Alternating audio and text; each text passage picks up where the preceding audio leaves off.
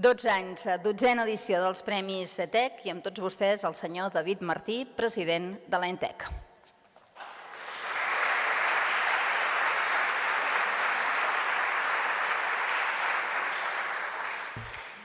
Autoritats, candidats a premiat, empresaris i empresàries del sector tecnològic, patrocinadors, amics, amigues, molt bon vespre i benvinguts en nom de l'ENTEC a l'acte d'entrega dels Premis Digitals ETEC 2018.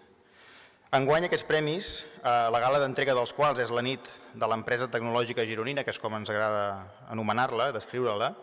fan un salt qualitatiu del qual estem molt orgullosos i que us en volem fer partíceps. D'entrada els celebrem en aquesta sala noble de la Generalitat de Catalunya, a la qual volem agrair de nou el gest d'haver-nos-la cedit, cosa que ens permet, entre altres coses, poder fer una emissió en directe via streaming de l'acte, que de fet es pot seguir en directe a través de la web de la Generalitat de Girona en l'apartat de directes.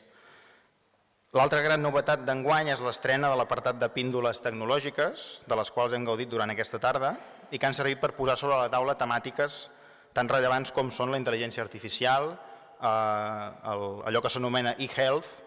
els software as a service i el pas de producte a servei justament de dos productes, diguem-ne, clàssics del món TIC, com són les webs i les apps. Volem fer un agraïment especial, com sempre, a tots aquells que us heu presentat com a candidats als premis. Els projectes cada any que passa són més diversos, de major qualitat, i ens ho posen cada vegada més difícil i que duri els que tenim el privilegi de ser membres del jurat. L'altra característica que tenen els projectes candidats, com més anys passen, és que denoten una col·laboració molt i molt estreta entre els qui els impulsen, els projectes, i els partners tecnològics als quals s'associen per dur-los a terme fins que al punt, a vegades, que costa fins i tot diferenciar els uns dels altres, la qual cosa creiem que és una bona notícia. I això és precisament el que ens enorgulleix a l'ENTEC, que és ser útils des de la tecnologia al desenvolupament del nostre territori, a la fixació de talent i a la creació d'ocupació de qualitat. L'ENTEC creix cada any sumant empreses que des de la tecnologia, en sentit ampli, excel·leixen i es converteixen en referents arreu. I per acabar, i per desgràcia, no puc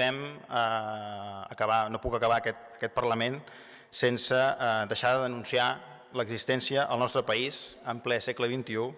d'encausats, exiliats i presos polítics, als quals des d'aquesta sala els enviem una enorme abraçada.